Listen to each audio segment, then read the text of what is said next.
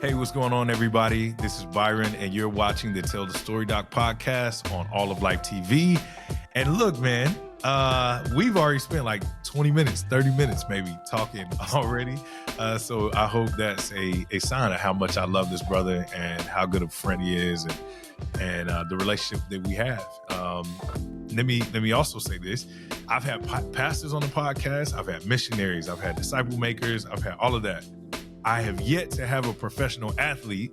This is the first time I've had a professional athlete on a podcast. So without further ado, welcome Eddie Williams, the Eddie Williams, official. I don't think I've earned the title, but we're definitely brothers, homies, fellowship associates, brothers, man. I'm honored to be joining you, man. It's going to be fun. Yeah, man. Yeah. I'm glad you mentioned fellowship associates. Maybe we'll talk a little bit about how, that has shaped us. But fellowship associates is how we met.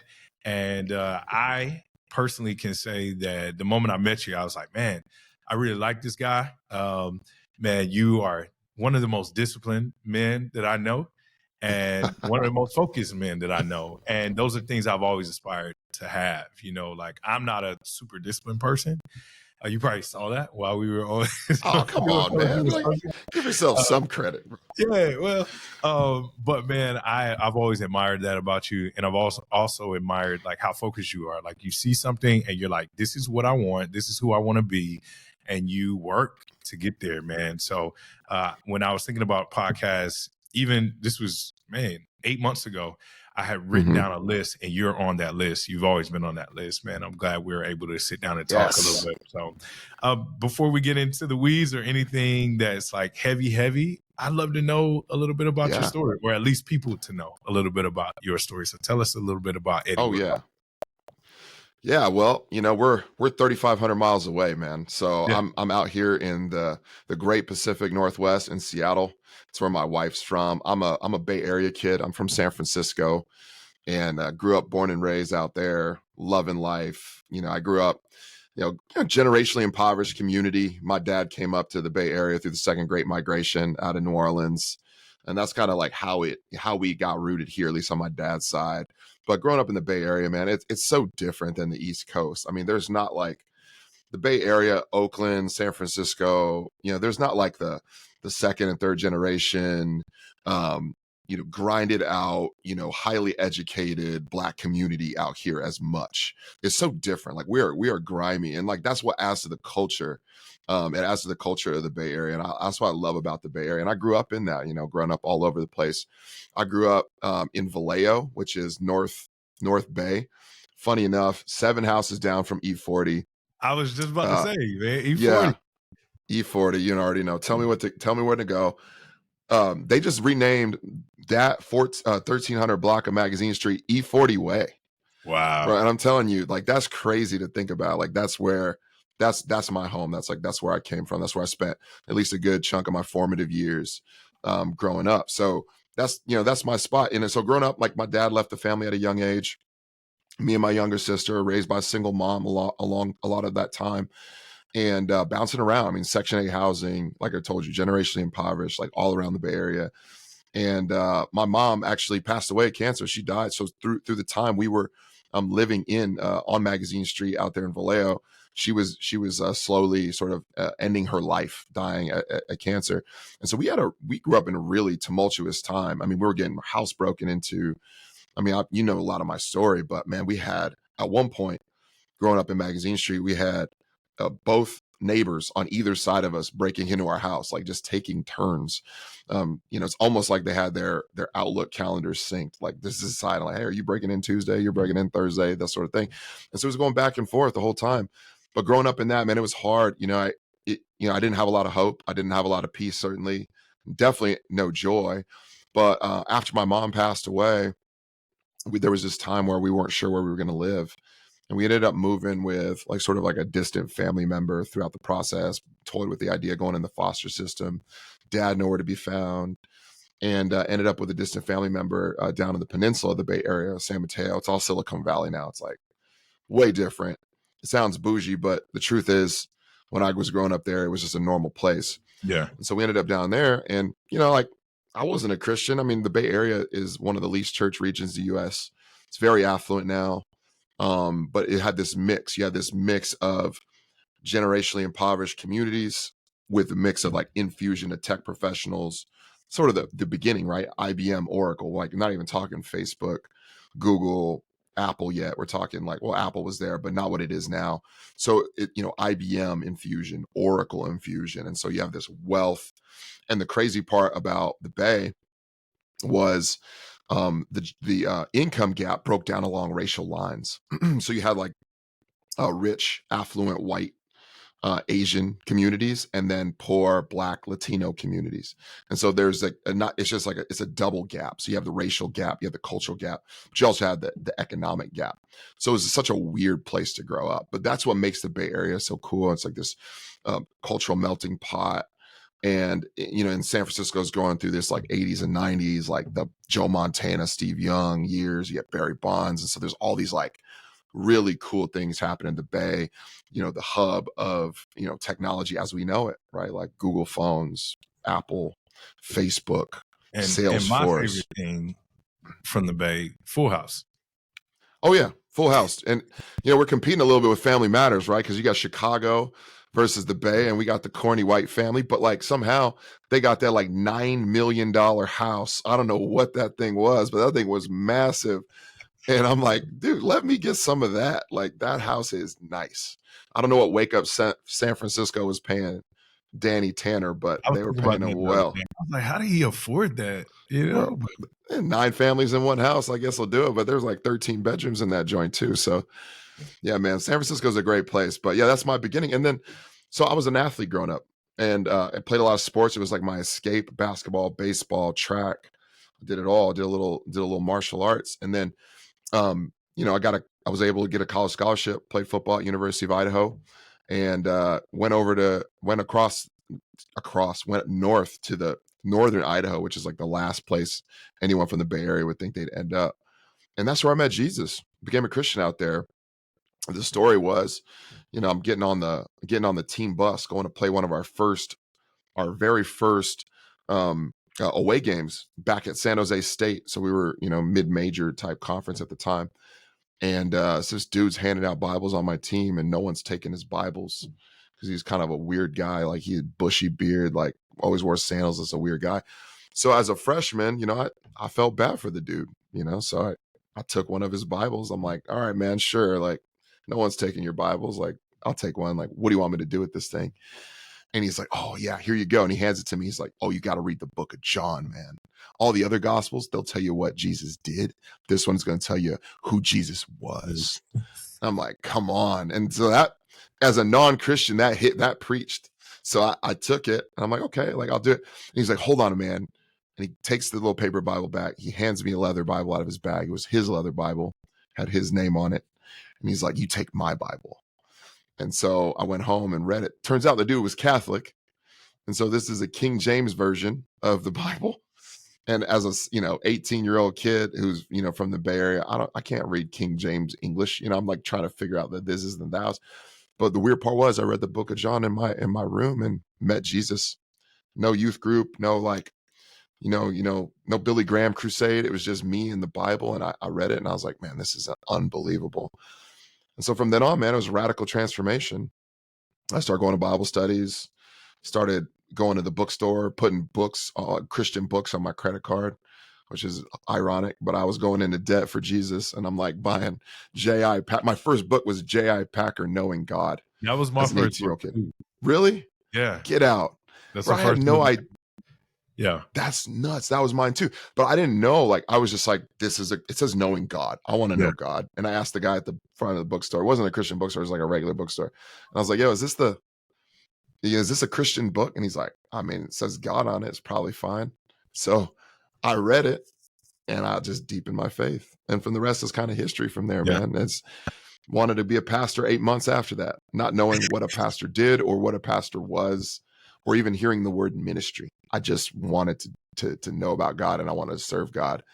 And that's coming a long way from a kid, growing up, San Francisco area, Magazine Street, poor, getting the house broken into, losing his mom at 13, to all of a sudden at 19 want to be a pastor and still playing football and still wanting to go to the NFL, not knowing if that was ever going to be real. I mean, I was ignorant enough to think it could happen. And so maybe some of that is kind of how it happened, is like you need that like blind confidence. But Yeah, man, that's and at that point in your story, you're probably like, you've endured so much that it's almost like, why not? You know what I'm saying? Like, I always think that people who endure a lot have a greater imagination than people who don't. We were watching, don't judge me. We were watching the Tyler Perry documentary the other day. and like 30 minutes in, I looked at my wife and I was like, yo, like when people suffer young, like it really does give them this feeling that they can do anything. It's like, yeah, I could really accomplish anything. Like, almost in a sense, like, why not? Because it can't get worse, right? Right. And I wonder if you had a little bit of that, if it was just like, yo, things can get better than what they've been, and I can go way further than what most people can go, especially since I've endured so much. So, oh man, there's no doubt that's true. First, my mom, she always just told me I was going to the NFL. So like as a 6-year-old kid, I didn't even think twice about the fact that it was going to happen. Like I didn't even think. It wasn't until I was like, I put the helmet on in Virginia, Northern Virginia, with the Commanders now, and I'm looking in the mirror going, oh my gosh, like I'm an NFL player.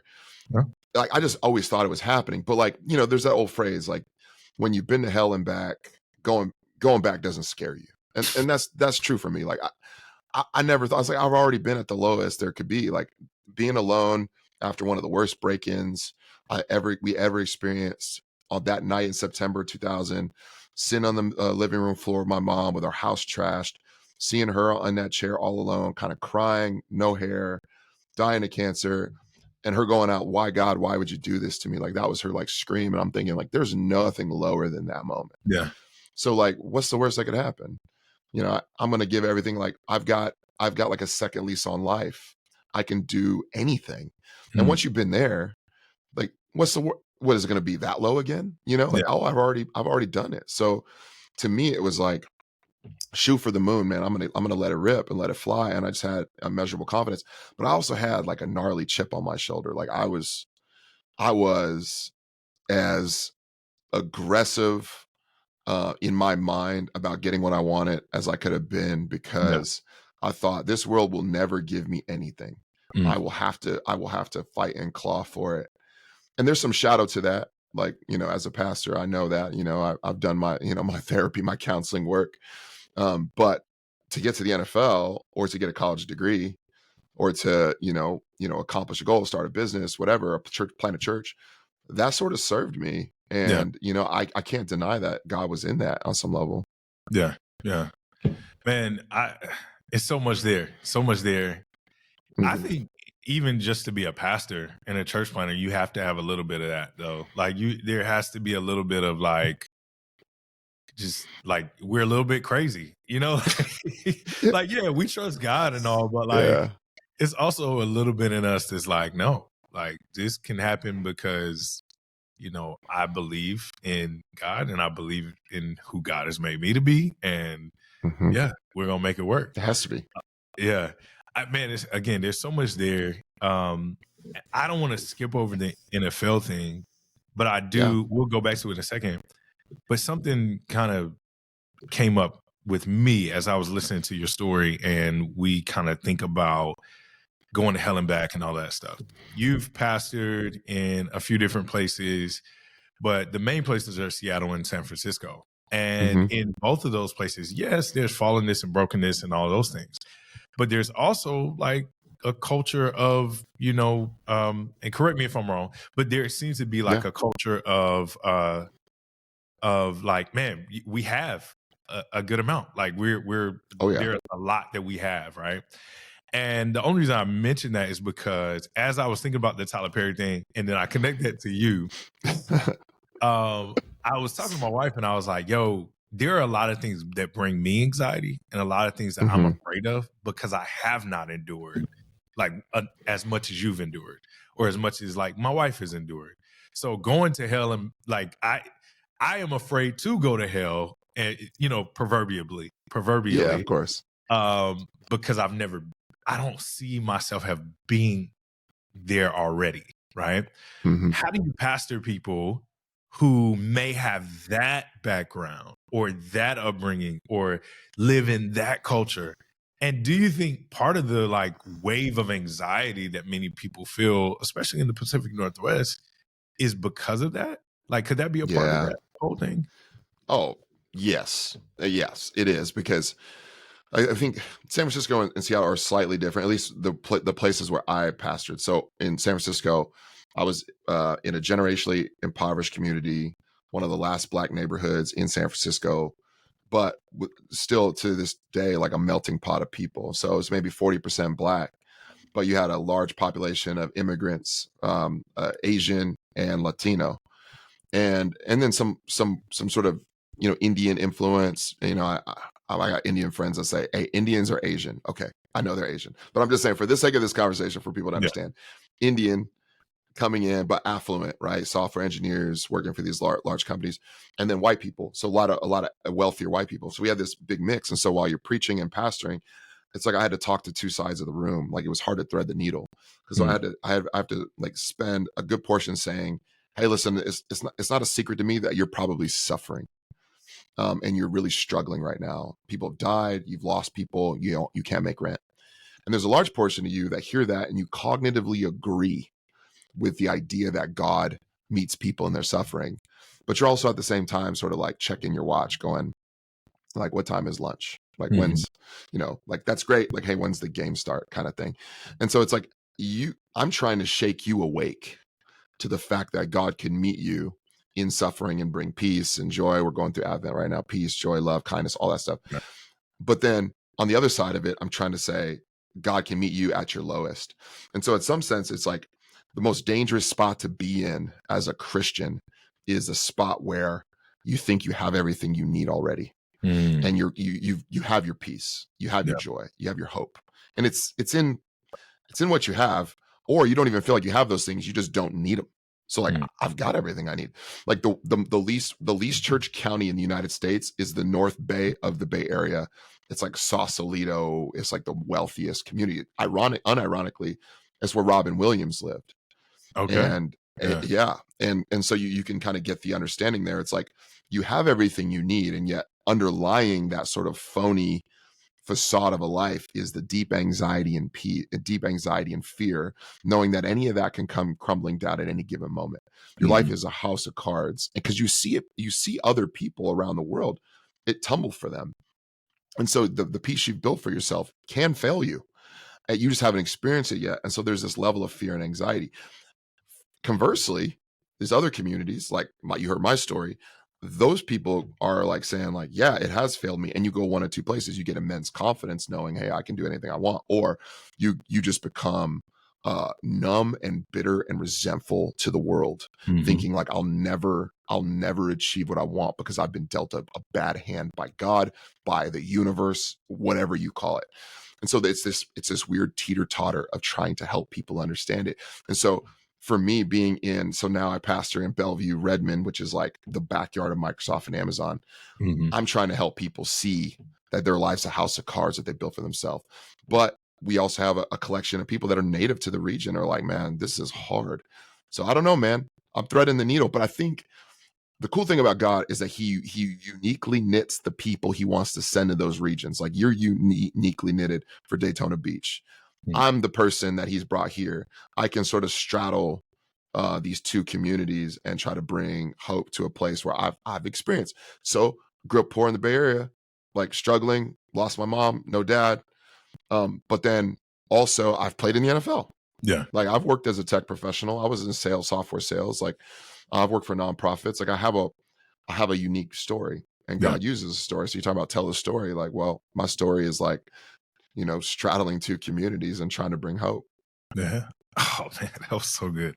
I love it. I love it. All right, let's jump back in. Yeah. So man, college freshman gets saved, Mhm. reading the Book of John. I remember hearing you say one time, you referenced Romans 1, Yep. you exchanging the truth of God for a lie, and that was Yep. kind of like a text that defined, your transition in a Yep. sense. You go on through University of Idaho.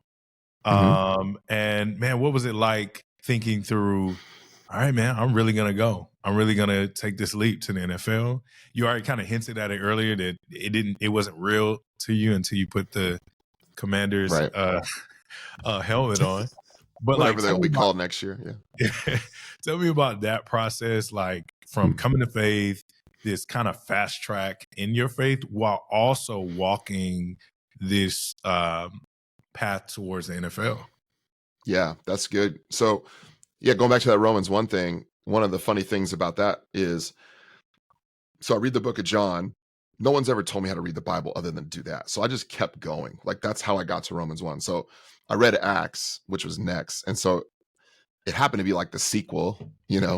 So like if I had started in Matthew, I would have read Mark and I would have been like, wait, is this the same What's thing? going on? But because it was John, I got to Acts. I was like, oh, it's like a story. So I'm just going to keep reading. Like this is amazing. And then Romans comes after Acts. So then I come about Romans 1, and now all of a sudden Paul's preaching at me. And all of a sudden it's like breaking the fourth wall. I'm Yeah. reading a narrative, and all of a sudden the Bible turns to me and goes, "No, well, let's talk about you." And I'm like, whoa, hold on a second. And he goes, "No, you've exchanged the truth about God has been made plain, and you've exchanged, the truth about God for lie and worship created things rather than the creator God." Mm-hmm. And I'm like, oh dang, that's me. And it's kind of like that first scene in Black Panther where the Coogler, he does like the flip, the camera spins when T'Challa is walking, and it's like it's flipping your narrative, your worldview. And for me, my whole world like went like this, and I was like, I can't go back. Like I've taken the red pill, dude. Like it's over. Like I'll never be able to feel what I did before. Yeah. It's over. Like I can't go back to not knowing God's real. And I'm like, I got to repent. Like as I read that, I'm like, I got to change my life. Like, even someone who felt like I've been dealt such a bad hand in life, I still felt the conviction of my life not lining up because I was arrogant. Like I was, because I had suffered so much, nobody could tell me nothing. Like I just, that was that Kanye song was my theme of college. Like I was like, like I've been through it. Like there's nothing you can say to me that will make me feel bad for anybody. Yeah. Because no one's had a worse story. Like in my mind, I know that's not true, but like in my mind. And so, as I experienced, I was like, okay, here we go. But then I had these two parallel tracks, like you mentioned. Like I'm still training for the NFL, and all of a sudden I'm starting to become a Christian, and it's kind of taken a little bit of the chip on my shoulder away. And I'm like, I need the chip. Like that's how I got here. Yeah. And so I fought through that. And so as I'm playing, so the moment I knew I could get drafted for sure, it's playing USC, Idaho, week 1, 2007. We're playing on national TV, first game of the year. This is USC's body bag game. That basically means they're paying us to put us in a body bag. Yeah. But we actually played pretty well in the first half. I think the score is like 10-3. Like we're within a score.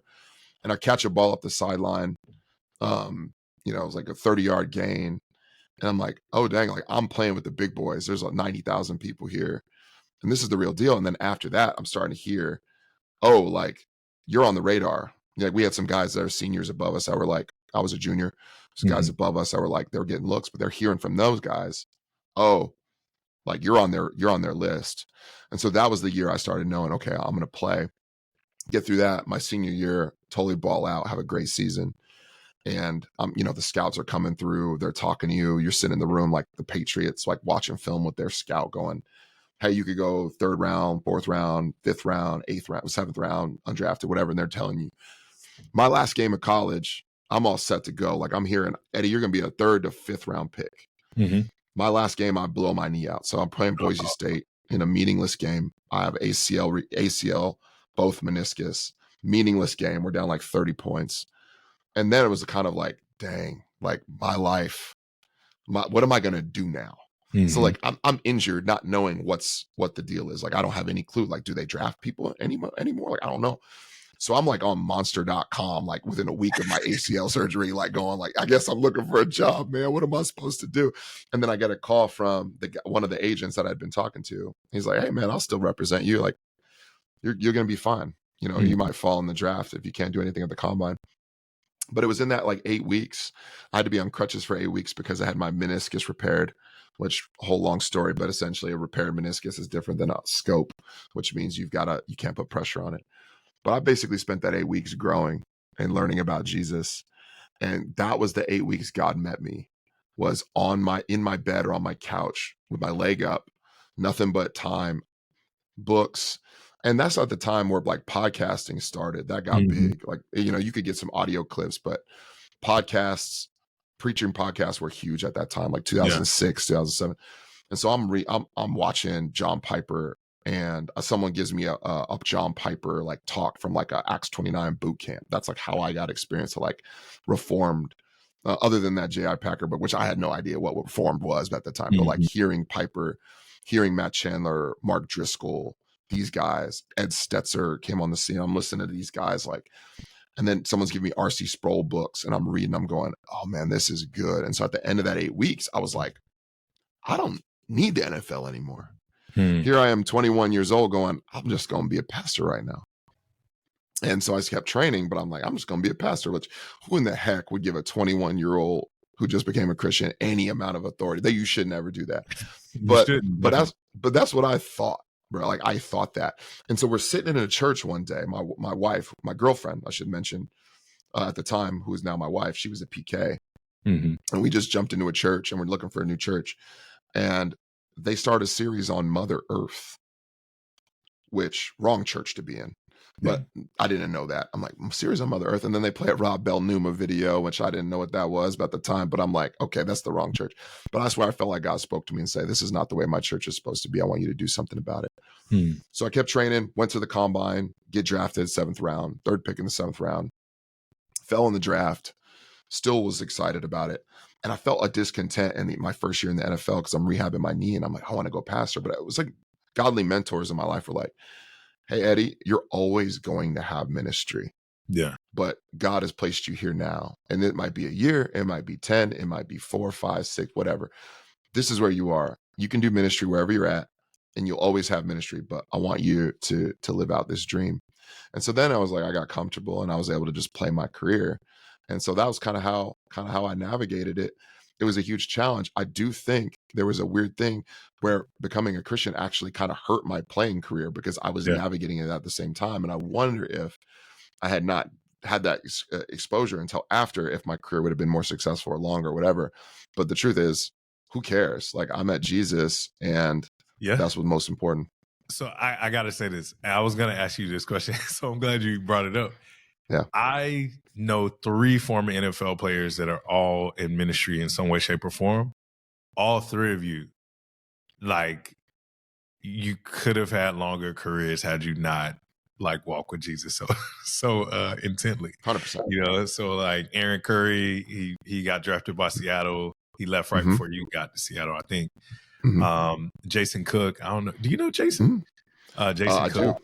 I met him a couple times. He had a similar, like he ran in a touchdown and felt like empty. You know, he was like, "What am I doing?" Wow.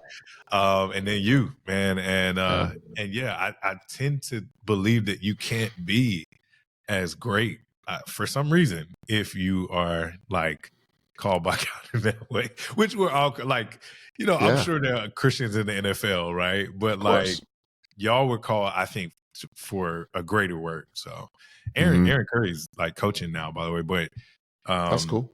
But for a while it kind of took him away from the game. So, but yeah, anyway. It's hard to have that edge because it's such a physical and violent sport. Like what made me successful in college and even in the NFL was believing that I was better and that like I was going to break this dude's jaw or neck or collarbone or whatever. And as I like met Jesus, I was sort of softening in that. And maybe if I had, you know, become a Christian as a kid and maybe had a call early, maybe that would have been different. But for me, it was like this weird moment where I'm like, how do I navigate feeling these 2 things at the same time? And so what got me there couldn't have got me to the next level because of how I changed. So who knows, man? Yeah. So you meet your wife. She's along the ride, going into the NFL. You have some would say a brief stint in the NFL, but you play for Mhm. what? 3 teams? 4 teams? Yeah, I mean, I played for 3 teams, played 5 years. I mean, I'll take it. I mean, you went a lot longer than a lot of people do. So it's Yeah, it seemed like a good early career, right? yeah. Like if you think about it, like yeah, like so yeah. I'm not Steph Curry. I don't. I'm not Tom Brady. But like I think about it, like if I was going to always be a pastor, my first career being an NFL player is like kind of a nice little footnote, right? Like Yeah. I think about it like that. Like my identity is not NFL player, Yeah. and my career is an NFL player. It's like that's kind of like what I did before I became a pastor. And I think it's kind of cool. Yeah. Yeah. So A tell lot me of about pastors work at Starbucks and stuff. Like that's for a me, I fact. get to. It's That's a fact, man. I not so mean, bad. now you're in this group of guys, right? Like you, Miles McPherson, and Derwin Gray, and like You it's put a me group of amongst those guys, I'm doing pretty well, bro. you're doing Like pretty well. I can't I lie. know Derwin. I'll take it. So tell me about the transition and out of that, because I realized we've never had that conversation. Like I've heard about you going into the NFL. I haven't heard about you coming away from the NFL and like what life was like after that. Yeah. Yeah, most guys when they leave the NFL, they have like an existential crisis because it's like, you go from 65,000, 80,000, whatever people cheering for you, millions watching on TV to like, now what? Like, what do I do? And if depending on how much money you've made, you're either, looking for a new career immediately because, you need money, or you've got enough money and you're kind of like, where's the meaning and power around it? I remember, so I immediately after I was done with NFL, I worked as a young adults pastor. But just to fast forward a little bit, I went to a tech company in Seattle or in Salt Lake City Mm. and worked for a tech company. I remember, and Marshawn Lynch, who was a teammate of mine, he got hired to come in and do like a fun speaking thing for like their annual conference. But I remember the CEO, who was a friend, having a conversation with Marshawn and watching them talk. And Marshawn or Josh, who is the CEO, he said, "Man, I want a life like you, man. Hmm. Like you're famous, everybody knows you. Like that's awesome." And he's like, "Are you kidding? I want a life like you. You're a billionaire and nobody knows who you are." It's like, Yeah. and so watching these two dudes like go back, I want the fame and notoriety, and he's like, "I want the money." And so seeing them go back, I'm like, geez, I'll take one or the other. Like that would be great. Yeah. But just to see that conversation is interesting because there's an existential crisis that happens. But for me, like I just wanted to get right involved in ministry. And so I had an opportunity to go serve some like high school and college kids right away. And so I went down, I think it's like just outside of Seattle. And I did ministry there for 2 years, got my feet wet. I preached to a lot of empty rooms. I learned to preach. I preached to some full rooms, and I kind of cut my teeth just like learning the ropes of how to preach, how to communicate. Mhm. And, like there's that Keller thing where Tim Keller says, you listen to one person, you become a clone. You listen to 2, you're confused. You listen to 10, you find your voice. You listen to 100, that's who you're finding yourself. Yeah. I was like definitely a clone and confused. Okay. Like preaching in my early years, I'm like figuring out how to preach. I'm copying John Piper, bad idea. I'm copying Matt Chandler, bad idea. Like that's not me. But I'm, 25 You trying can to say the figure. other guy's name too. Who's that? All right. Well, never mind. Who is there? Someone? Am I missing? Is there another pastor that name starts with an M that was in the area? Mark. Oh, Mark Driscoll. Oh man. Oh yeah, Mark. Man, dude, that's a bad guy to copy. But even I kind of felt like I knew that at that point. Yeah. Because it's like he is so niche. But like I still, yeah, I borrow from Mark Driscoll, borrow from Matt Chandler, borrow from. I'm reading Charles Spurgeon sermons online and trying to like talk like Spurgeon, like stupid, to like a room full of 19-year-old kids. Today we will talk about. I'm gonna preach on one word in like Luke 10 or something. It's like so stupid. Yeah. So I did all that, but then it was like we needed space for my in-laws, and so we moved to Salt Lake. I got a tech job, immediately helped plant a church in Salt Lake City. Me and my wife linked up with another pastor who was there from Texas planting. We got involved in our first serious church plant. We had been a part of some other church plants, but we were involved in our first one with like leadership capacity. So we were I was an elder there. We had a teaching team, and so I was rotating, and it was awesome, man. I loved doing that ministry and helping that get launched. And then jumped into a larger church. My first large church experience was a church of 3,000 in north of Salt Lake. And so I got to be on the teaching team there, serving in Fellowship of Christian Athletes as well, sort of parallel to that. And then from there, it was like that. I got that call to go plant back home. And I'd always wanted to, since I became a Christian, to be a pastor in San Francisco. And so I got that call to go. And so I started putting the feelers out, like, how am I going to be able to do this effectively and well? Yeah. And once the doors started opening for that, like we got the funding and we got assessed and all the like the usual church planning stuff. It was like, let's do this. And so in 2016, me and my wife moved out back to the Bay Area to get that launch with a couple kids in tow. Just how do we plant a church in this area? And I got a lot of, like, looking back, there was a lot of mistakes made in my journey that I wish I didn't do. But in a lot of ways, it brought me to where I'm at now. So I can't be too frustrated about it. But yeah, man, that's our journey. I don't know if you want to hear more about that, but it's a long story. I think you did a great job summing up, that those periods of you kind of like transitioning through different things in ministry. And I know that you were a part of a couple other church plants, but I would imagine moving back to San Francisco was probably one of the most emotional times of your life. It's like we all have a dream, right? And in the first quarter of your life, or maybe not even a quarter, but the first part of your life, that dream looks like you going to the NFL and you accomplished it. You hit that goal and spent a good amount of time there. And then over time, God is cultivating this other dream in you to like return back home. And when we return back home, we do want to return in glory, in a sense, right? Like we're like, oh yeah, not only am I going, like this is going to be life-changing, right? Yeah. Tell me about planting the church in San Francisco. Yeah. Like good, bad, ugly, all of that. Oh yeah. Yeah. Well, there's a lot of ugly. There's a lot of grace involved, a lot of great things. I mean, for me, I've learned sort of my post journey out of the Bay Area through a lot of the work I've been doing on myself, that it's no surprise that a kid from the Bay Area who lost his mom, had a really hard life, and then decided to earn a living slamming his head up against other grown men, went and found the next hardest thing he possibly could, which is planting a church in a generationally impoverished community in one of the least church regions in the United States. Yeah. So there's some, that says a lot about me. It says more about me than it probably does about anything else. But planning the church was amazing. One of the hard things about San Francisco is the cost. So you need a large runway in San Francisco. I mean, you've heard me talk about some of this in Fellowship Associates, walking through our church planning journeys as they intersected. But you need a lot of money there, obviously. And so we needed to raise a few $1 million just to even get going, because of the cost of the facilities and the salaries and the amount of benevolence that a person in San Francisco just culturally expects you to be doing as a church. So we gave 20% of our dollars away. A lot of churches give 10. We gave 20 because that's sort of what was necessary culturally as people ask questions. And we wanted to do it. And you can see the need around you in San Francisco. It's tangible. I mean, you might hear some of the stories.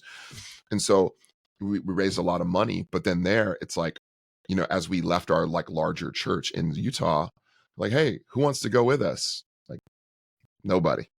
Nobody, because it's expensive and because it's a hard place to do life.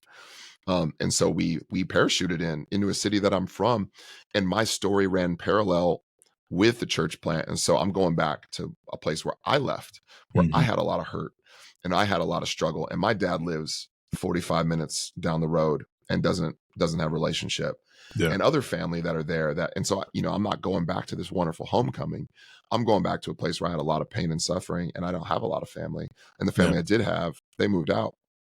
And so I'm experiencing all that trauma again while I'm trying to help other people overcome theirs.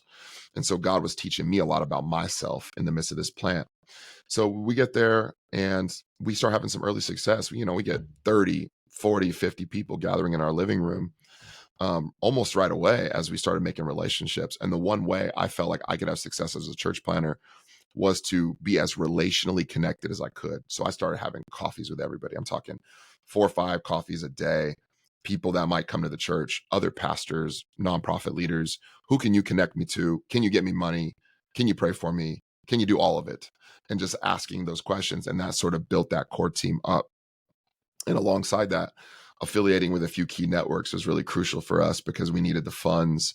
We needed to be put in front of people that could get us the funds because it was so expensive and we needed that long runway. Now, because it was expensive, but because there wasn't like a large contingency of Christians that were sort of waiting around. We didn't have Ascending Church. We did have Ascending Church, but they couldn't resource us with people.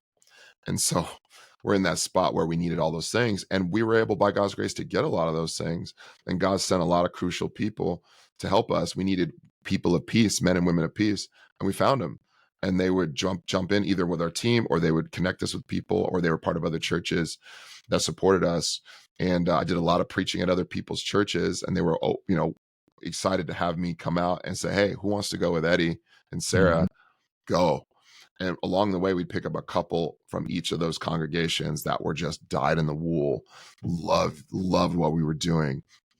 We also picked up a lot of crazy people along the way, because that's how church plants are. We get the faithful, called by God people, and you get the nutcases that like wanna like you fulfill their life's vision with your church. And so we had a lot of those type of people. And we had a lady, like just to like paint a picture of the juxtaposition of what I was dealing with. I had a guy from LinkedIn, like, who was, I don't want to say his name, but he is very odd and wanted to accomplish his church planting vision through our church. And he had money and he supported us financially. They were very generous, but like he also had a lot of his own agenda. And then we had these types of people, Harvard MBA types. And then we had like one lady, single mom from the hood, Hunters Point, Bayview, 4 kids, was a Muslim, but not really, just like had a Quran and said she was Muslim. And she's like intersecting with these like white folks that are trying to figure out life. And so I got these type of people, and we're helping this lady deconvert from Islam and becoming a Christian, and kind of said she may or may not have helped kill somebody, with a guy that's like, I know how to solve all of church planning woes, and follow me. I've listened to Jeff Vanderstelt. And so like, let's go be missional together. And I'm like, dude, none of y'all are equipped for this. And so I basically, for the 4 or 5 years we were there, basically tried to sort of reconcile those two types of communities to it. And then COVID hits, right? Sort of at the end of that. And we have an opportunity to sort of reevaluate like what is good for our family. My wife was healthy enough to know that this is probably not good for our family. And I probably was football player enough to go, no, let's just put our head down and smash through some tackles, some blocks, and let's get to the end zone. And through that, I realized, okay, if I want my wife to want to continue to do ministry well with me, and if I want my kids to be healthy, then we have to leave. And that was so hard to swallow. Yeah. I wanted to live there with my whole life. And so we decided to make the move, and that was hard. Man, it's a lot there. We don't have to spend much more time there. San Francisco, I think that could be a whole nother podcast. For sure. But, yeah, I can imagine walking away from that situation, your life there, that piece of the story, and not, being able to push through it. It had to be challenging for you. And personally, man, when I found out about it, like that was a huge part of my prayers for you and for y'all. It's like, man, I know Eddie, he just wants to like I knew you could fight through it, like planting a church in San Francisco is a little crazy, but I think you could do it. You know what I'm saying? You did do it. Yeah. I had a question for you in that, but before I ask that question, Eddie decides to ask me to preach for their church, knowing that he's closing the church, knowing that he's leaving the church. I had no idea. But I preached Psalm 90. I think it was it connected. So you leave one home in San Francisco and you go back to another familiar place in Seattle. and your wife is from that area, right? Mhm. So what was that like? I Yeah. mean, even to the details of like packing up and going. Like, what was it Yeah. like saying, I'm saying goodbye to my home and I'm going to what's somewhat like home, but not quite home? Yeah. Yeah, I think in a lot of ways God knew I should in a lot of ways. In all ways God knew what he was doing. Hmm. Our family needed Seattle. I needed a place of familiarity. My kids needed that without them knowing it. Certainly my wife did, and she knew it. Yeah. But we needed a place where we had support. And we were actually all set to we were actually set to go down to a church in Southern California, which I was excited about because I love the sun, Mhm. being from California. And I'm like, let's go get in the sun. If we have a choice to choose where we want to go, let's go be somewhere warm. So like, we're going there. So I might have joined you in Florida if the opportunity presented itself, but Southern If I had the California money, was where it man. was. And so we were like, let's do it. Like, let's go. And then guy reaches out and is like, hey man, church out in Seattle area is looking for a pastor. And they're like, it's Doxa. Doxa is like the sort of the rose from the ashes of Mars Hill, Mhm. Bellevue, which is like the main campus at Mars Hill. And I'm like, listen, we're already leaving. And they're like, well, they want to talk to you. So we just like have that conversation, and we had it. And after the first conversation, I thought, yeah, I feel like I want to go to Southern California, but I feel like God's calling us to Seattle. And I hadn't experienced a feeling of God's call since Mm. the plant. I was like, where do Wow. I want to go? Like I was like, I wanted to make a decision for me. Yeah. But I was like, oh, I think God's actually calling us in. And I wasn't looking for that, if I'm honest with Yeah. you. I was just like, what's good for the family? And I'm like, all right. So we did the interviews. I'm like, let's head out there. And so we find this church in transition, that's like had obviously a celebrity mainstream pastor for a long time, and then another sort of pseudo celebrity toward Yeah. pastor on some, at least in Christian circles, sort Yeah. of take over. And then me, some random dude, I'm like, okay, like let's do this. But it was a place that we could call home. It was a place Mm. that was familiar. Like me and my wife went to church at the building that we ended up pastoring at in 2011 when I was playing on the Seahawks. We Yeah. walked because we were down the street. So everything was familiar. And it was a little weird, to be honest. It was surreal to be there. But it was, in a lot of ways, it was like, it was familiar. We needed that familiarity. And it was like God full circle. And it's like, man, there were so many regrets I had about our plan in San Francisco. But I know if we didn't go through those, I wouldn't have been the guy to be at our church now. Yeah. And so it's like, I wish I didn't do those things, but at the same time, they made me and forged me into the person I was to be equipped to be able to take over the role that I took over. Mm. So there's a lot of good positives in it. And it's a place that I can call home, and it's a place that my kids call home. And it's a place that, out of a lot of heartbreak, weirdly enough, again, God uniquely knits the people and the leaders that he places in churches to be ready for the call he put them in. And man, our hardship there in San Francisco made me who I was to be able to go to a place like, Doxa Church Yeah. from the ashes of Mars Hill and be a leader that can help and serve and be a part of a good team. Man, I love that. I love that. I mean, the path that we would build out for ourselves is almost never anything like the path that God has for us, right? And Right. I mean, even when we're reading through the Bible and God is calling people to places and they are on this journey to get to that place, Right. their final place is not usually what this story lends to be like rolls out as the greatest place, right? So like we think of Right. this mountaintop moment with Moses, but like, is that his greatest place with God? I don't know. I don't think so, right? But anyway, not to like spiritualize that too much. I'm glad that you're there, man. I was Thank you. really excited when I saw it. I was really excited when we talked about it briefly, and I think the people there need that. The people there who have been around, the people who are new to it all, I think they need a leader like you who's willing to run through a wall, but is learning to be wise enough that if he does not have to run through the wall, then you won't, right? Well, So, I going to that point, I mean, I feel like what makes me like, I'm no, like, there's better preachers, a lot better preachers. I mean, I saw who you've had on this podcast. I look up to a lot of the guys. The sermon you preached, the Psalm 90, was one of my favorite sermons in Bay City Church's history in San Francisco. I loved that sermon.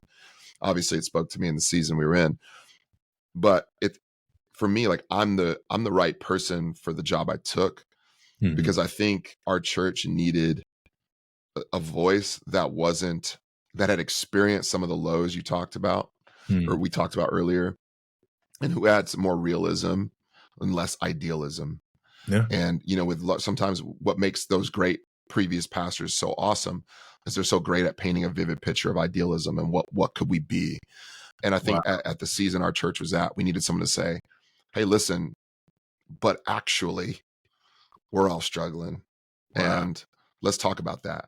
And let's talk about how God enters into the suffering that we've all experienced. And let's not be so blind to where God meets us, so we can go chase down this like amazing idealistic vision of like what God wants us to be.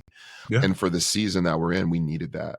And I'm not a lot of things. Like I fail in so many ways. I'm a less competent leader than those other guys in so many ways. But what I can bring is I have been to hell, and I'm not afraid to venture back into the hard things, and like, let's see what God does in that. That makes me a unique leader for this. So, would I work in other places? Probably not. I mean, I'd probably fail, but I think I work here. And I think that's maybe true for all of us in some ways, is God's knitted all of us uniquely for the roles he's appointed for us. I love that God works that way. I think it's fantastic. Yeah, it's amazing. It's amazing. God's providence, man. God's providence. Let's take a little bit of a turn. You see the CrossFit shirt that he has on. You see how swole he's looking. You know what I mean? He has the body of a goddess, or a god, not a goddess. A goddess. That's where we're at, huh? Of a Greek, a warrior or whatever. Sure, man. You have been an athlete all your life. You've been a professional athlete. You've had the opportunity to train that way. A lot of professional athletes, whenever they're not on the field, it takes a turn, man. But I've met you, and you look physically fit. You're doing CrossFit at the time. You had a CrossFit shirt on now. And one thing that it did not take long for me to get to know about you is that you truly care about health and wellness, and not just because, or not because you're vain or anything, but really because you feel like God gives us the opportunity to steward our bodies well. And if he's given us that opportunity, then we would be withholding worship if we're not stewarding our bodies well, man. And let's talk a little bit about that. But I also want you to talk about the podcast, man, because from the moment you revived the podcast, I've been watching every single episode that you drop. So tell me about why pastors should care about their bodies, and leaders, and just Christians and people. And then also tell us a little bit about the podcast. Sure, man. Yeah, man. Yes. So you heard my story. My mom got sick. My mom I think in a lot of ways, our purpose is always sort of generated out of our story in a lot of ways. And what fires us up has something to do with what we've experienced in life. And that's true for me too. I wouldn't shy away from that. Like seeing family members of mine get sick and pass away, not just my mom, but a lot of family, that motivated me to really care about my body and health. And it started before I became a Christian. But certainly, I mean, I know you're talking about like the pastors, like the athletes, when they come out of the sports, they look like Charles Barkley, you know what I mean? And like, it's like, okay, what happened, Chuck? You know what I mean? But for me, like, I didn't want that life. And a lot of it has to do with the fact that I experienced so much hardship around it. I think Christians, we are some of the worst late adopters, like in culture. Like, we do allow culture to dictate sort of what we talk about in so many ways. In some ways, that's the role of a church. But in other ways, like, we could be taking the lead, and we just haven't taken the lead. And when it comes to health and wellness, especially because it's such a massive problem for all of society. It really is. Like, one of the things to talk about with Ex Nihilo, which is the podcast, is the fact that we're all suffering as a society from chronic disease. Chronic disease is like essentially a disease that sort of lasts over a long period of time, that we have largely due to lifestyle.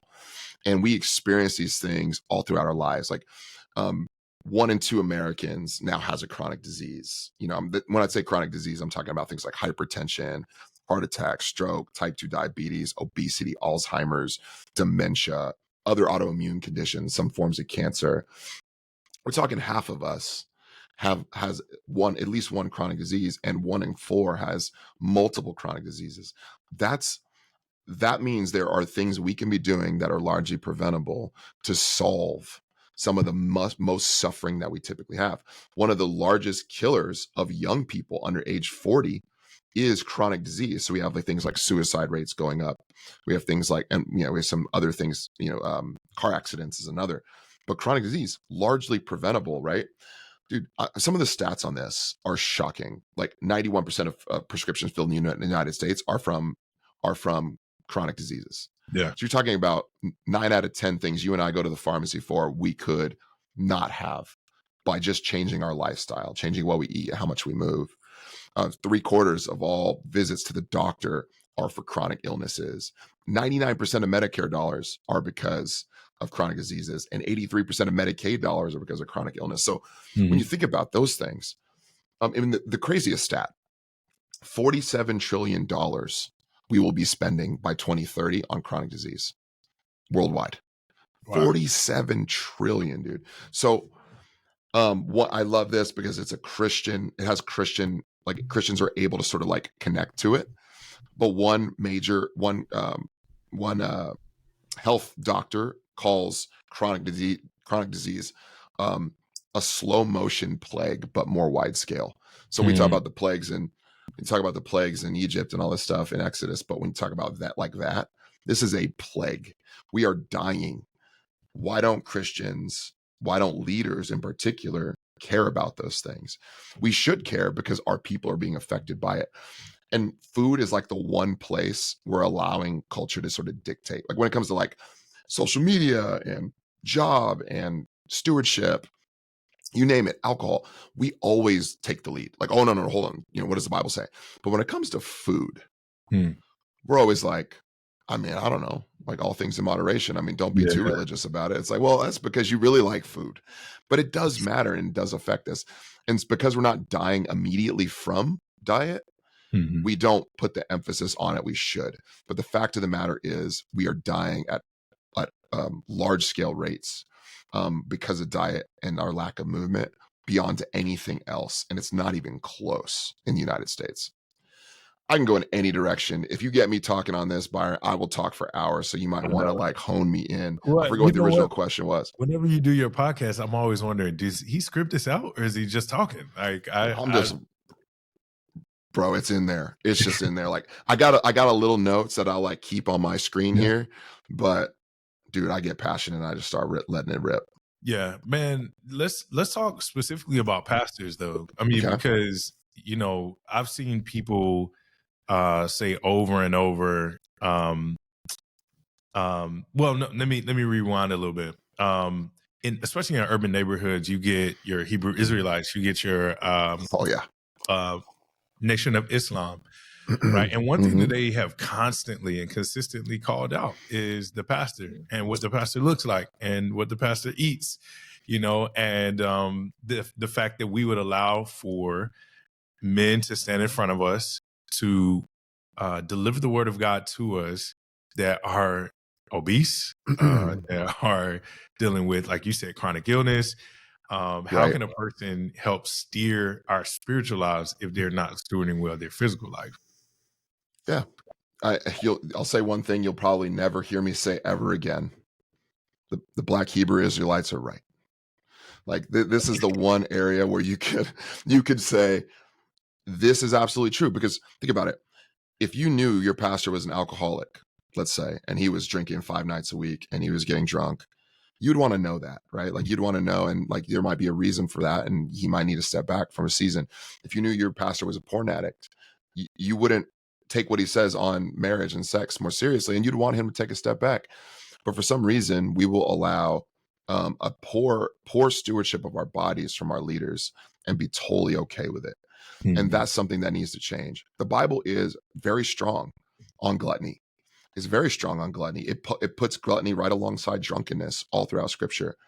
I did something crazy. I preached through the 7 deadly sins a couple times, but the gluttony sermon was the most popular because amongst our people, because they just never had heard it communicated. And my question Yeah. is like, why in America will we not talk about how challenging food and diet is?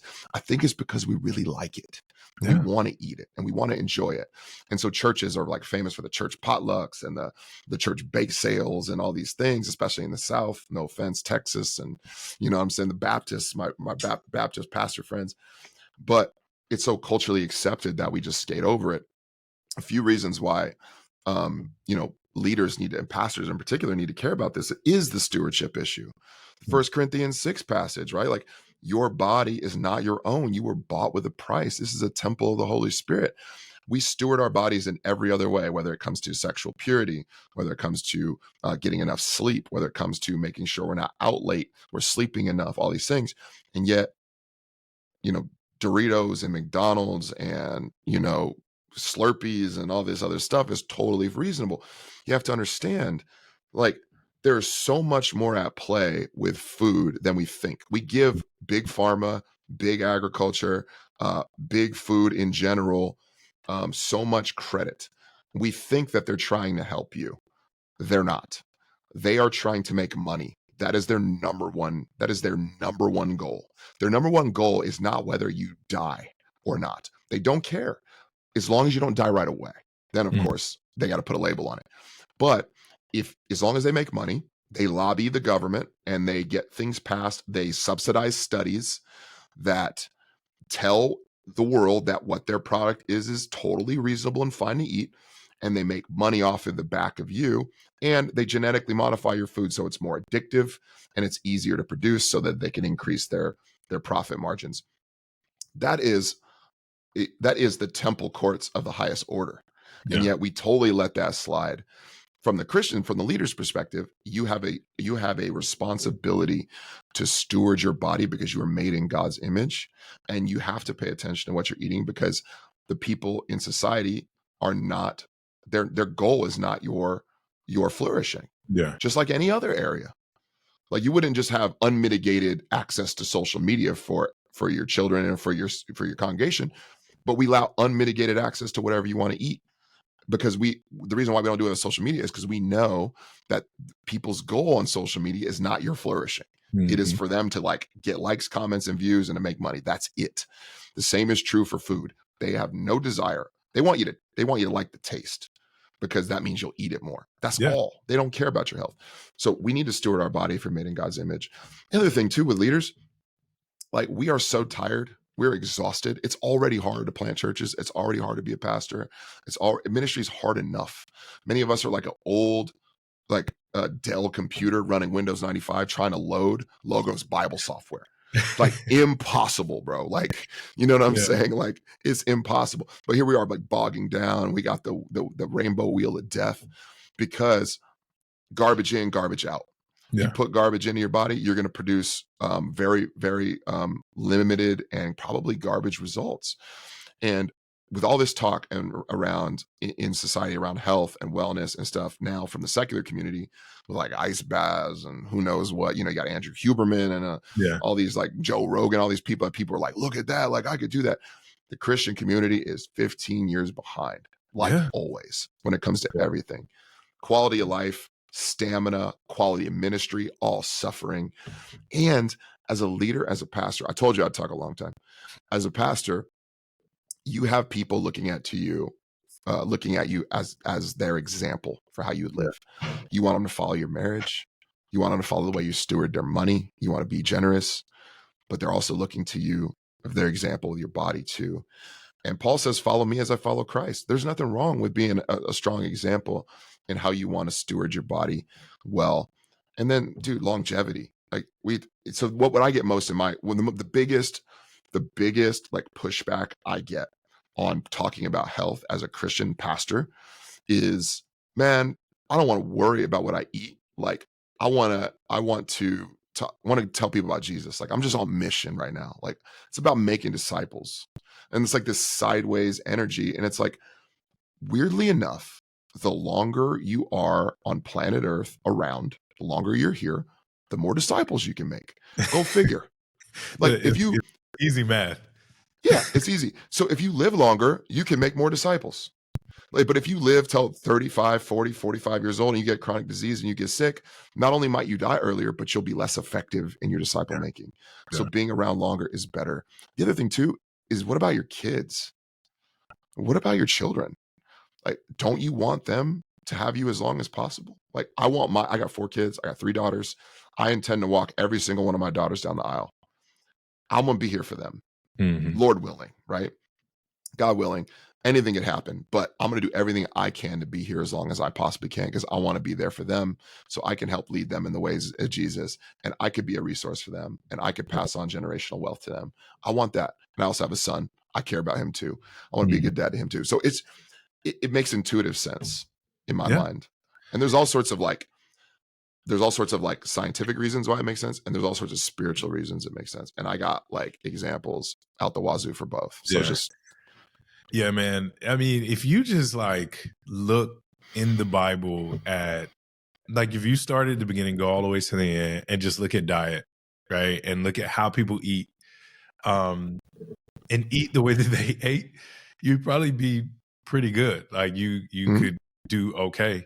I remember sometime, I won't say anything specific, but I remember sometimes that we were together doing fellowship associates, and you would ask questions about some of our diets. And I think, in ministry, especially because ministry is so hard, a lot of pastors reward themselves with food, right? mhm. But it's the same way that a pastor would say, or a person would say, well, let me reward myself with a pour of scotch tonight, or a couple Mhm. pours of scotch tonight, or let me reward myself with, depending on what state you're in, um, a blunt before I go to bed or whatever, That's right. and once we get to that point, we're in very dangerous territory, like very Mhm. dangerous territory. I remember telling our people about 2 years ago at our church, I was like, yo, anytime you see me gain weight, ask questions about my spiritual life. Like ask deep questions about my spiritual life, because I only gain weight when there's something going on. Like I very Right. rarely gain weight when I'm happy. I very rarely gain weight when I'm like, spending time with the Lord and in healthy community and growing and flourishing spiritually. Very rarely are those two things going together. And for most people, that's the case. Like if they're gaining That's right. weight, there's probably some sort of unhealthiness in their life that they are not looking to address very well. So You ain't I kidding, will man. I will tell you this, man. I am, as of today, down 21 pounds, and Come I on. jumped on this new lifestyle journey, partly Let's because go. I started watching your podcast, and Love that.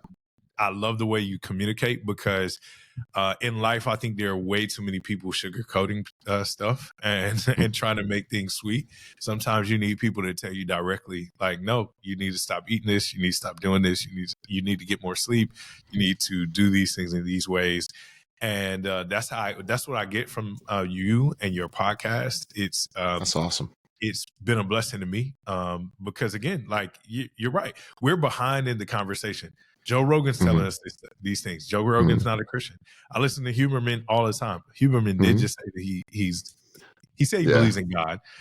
He didn't say We'll anything take it. about. Yeah, we'll take it for right now. He He's says he reading the reads the Bible. Bible. Yeah, Yeah. yeah. He prays. He reads the Bible. He believes in God. It's But anyway, my point is, for those people who are watching, tune into the podcast, because we are behind in the conversation. And Eddie, Right. I think, is doing great work to catch us up. He's done the research. He's done the work. He lives the life.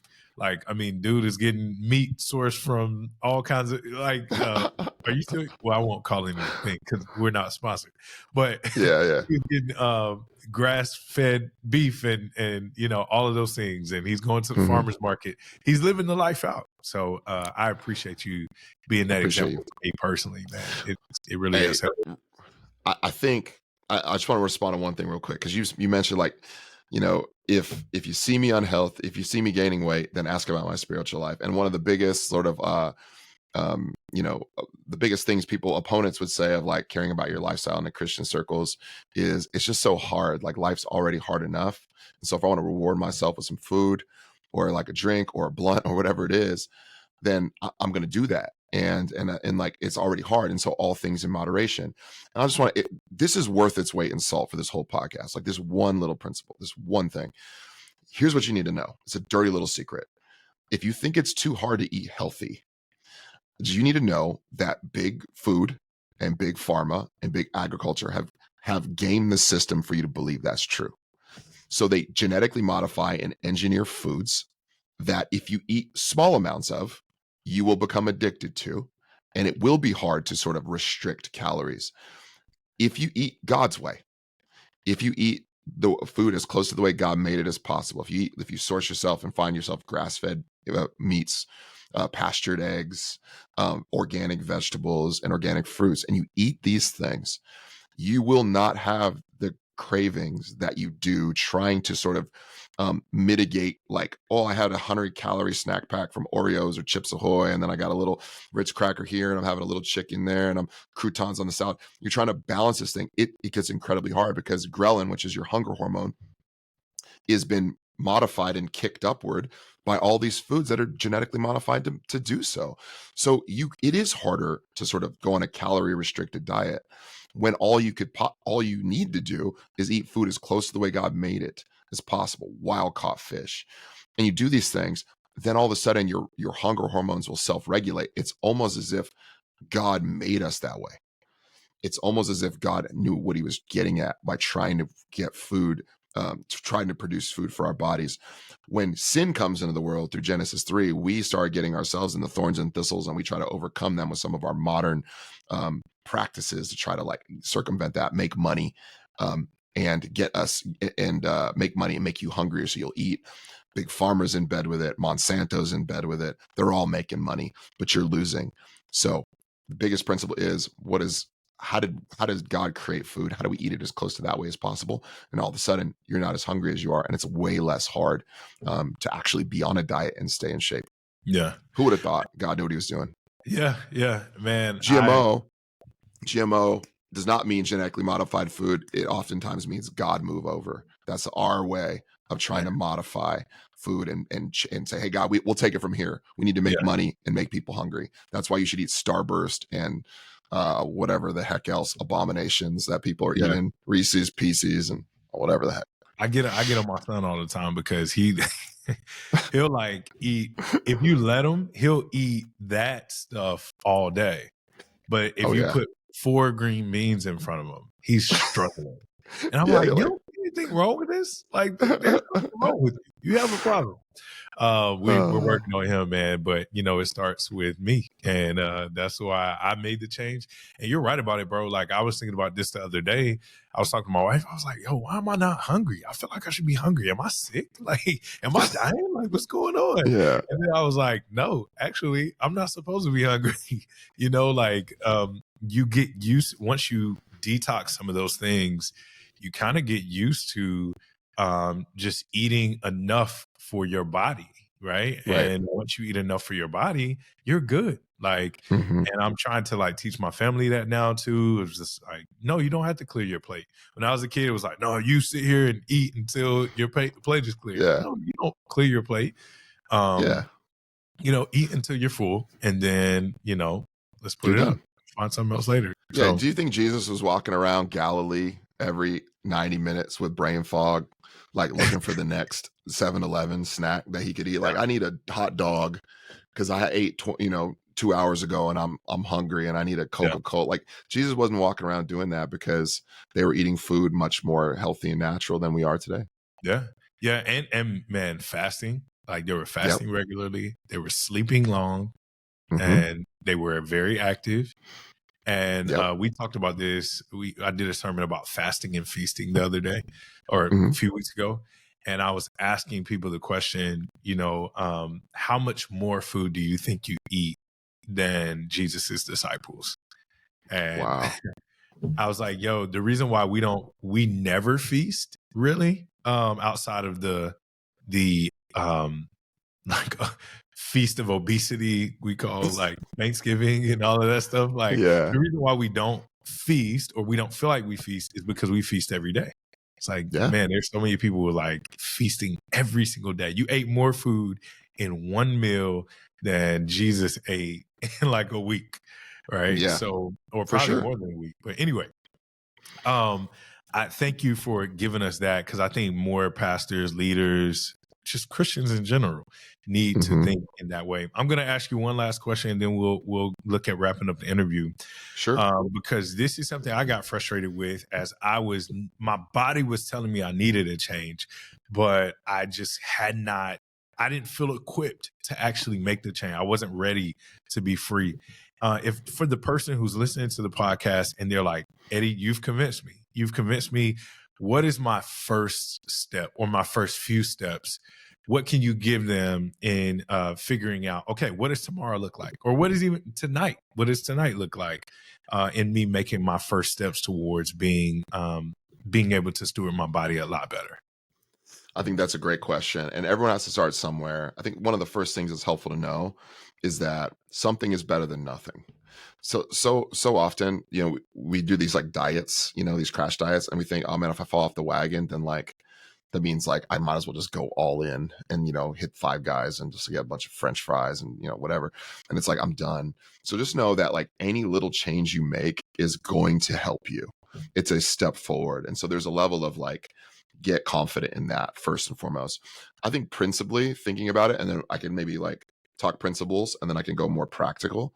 First thing you got to think about is like the first thing I said was eat foods as close to the way God made them as possible. So that means when you're going shopping tonight, getting groceries, shop on the outsides of the grocery store. Maybe you've heard that principle. Start with vegetables and fruits and produce and meat. So you're getting meat. You're finding meat that is that the animals are raised as close to the way God had intended them to be raised. So that's why we talk about grass fed. It's not that like we're like granola hippies or something and just want you to like care about the planet, although that's a good principle. It's that God designed cows to eat grass. He didn't design them to eat corn and grain. And the reason why they eat corn and grain is so that they weigh more, so that you'll pay more for the food. Like, oh, weird, right? Like it's almost like commerce is involved. So stop on the outsides of the grocery store, load up on organic fruits and vegetables, load up on food, meat, grass-fed meat, pastured eggs. That means eggs from chickens that are produced and raised the way God intended those chickens to be raised. That's a great principle. We can start there. That's the first thing. So eat food as close to the way God made them as possible. The other thing is think quality over quantity. So many people get caught up on how many calories do I eat? Let's stop there. Like, don't worry about how many calories you eat for a couple weeks. Just start about thinking about eating the quality foods we've talked about first, and eat as much as you want to start. So if you're getting pastured eggs and you're making yourself some eggs, great. If you want some vegetables, you want to eat some berries or some pomegranates, whatever, whatever floats your boat. As long as you're eating the quality stuff first, that's going to help you so much. If you're a fish person and you love wild caught fish, if you love here in the Northwest, people love Alaskan sockeye salmon. If you're from Hawaii and you like mahi mahi or opa or whatever type of fish you like, eat the fish. Make sure it's wild caught, and don't eat fish that's farm raised. The reason is that they feed fish stuff that God never intended them to eat. They oftentimes, these farm fish eat corn and grain, which they were never designed to eat, so they can get bigger. The problem is they get more sick. And when these fish get more sick, like the cows do, they inject them with antibiotics and all these other hormones to grow them and to keep them healthy. The problem is you're not what you eat, you are what your food eats. And so you're now ingesting all of the antibiotics that those cows and those fish are eating. And now all of a sudden that's wrecking and destroying your the biome in your gut, which is going to make you sicker and weaker.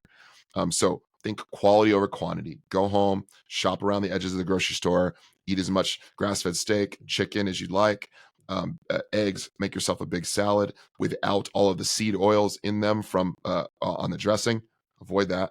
Avocados, berries, citrus fruits, and then make it a point to this. If you could do nothing else but this would help you a ton. Just get rid of sugar out of your diet. Like, people say, I have a sweet tooth. Well, yeah, that's because Coca-Cola and Nabisco and Kellogg have designed their foods to give you sweet tooths. Sugar causes inflammation.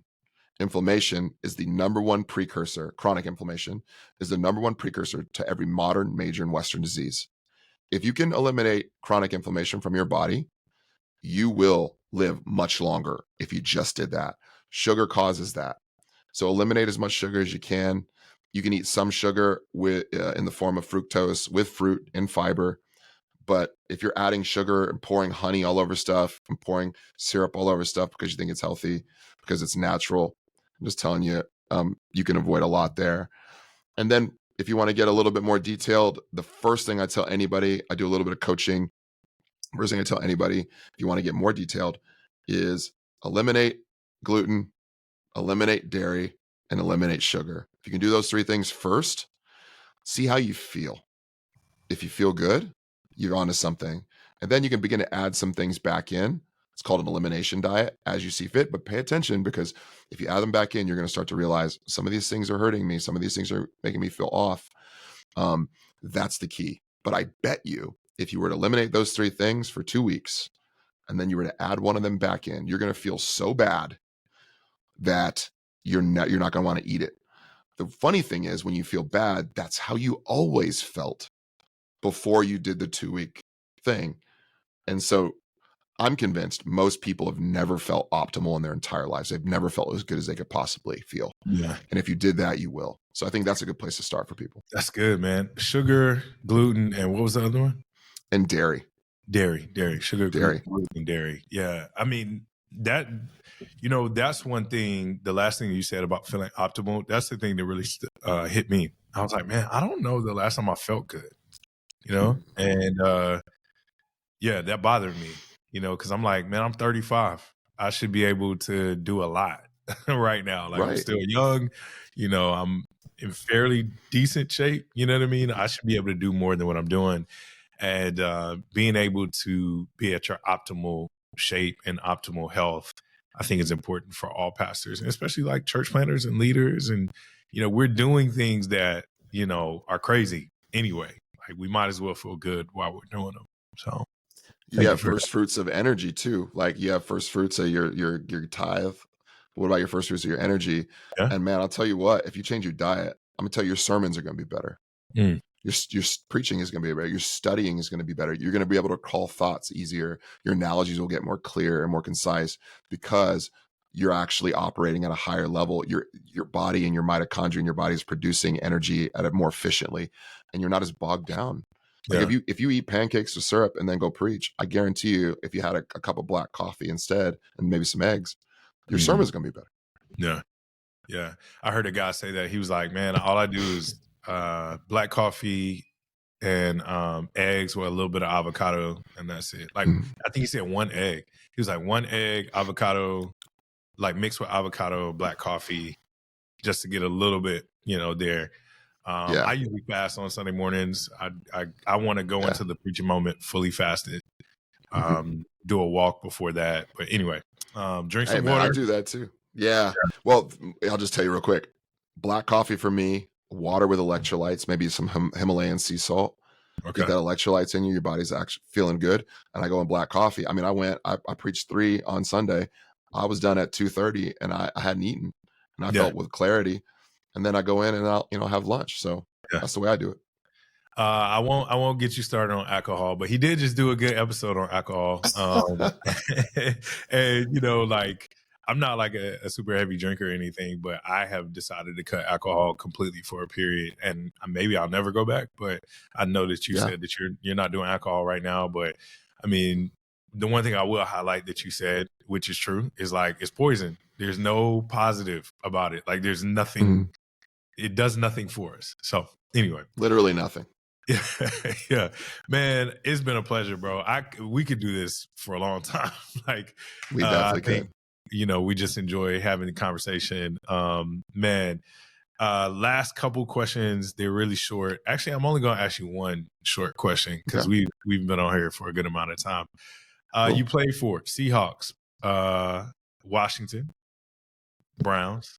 Who do you root for? Oh, yeah. I don't know if I'm allowed to say it in Seattle, but I grew up in the Bears, so I'm a 49er fan.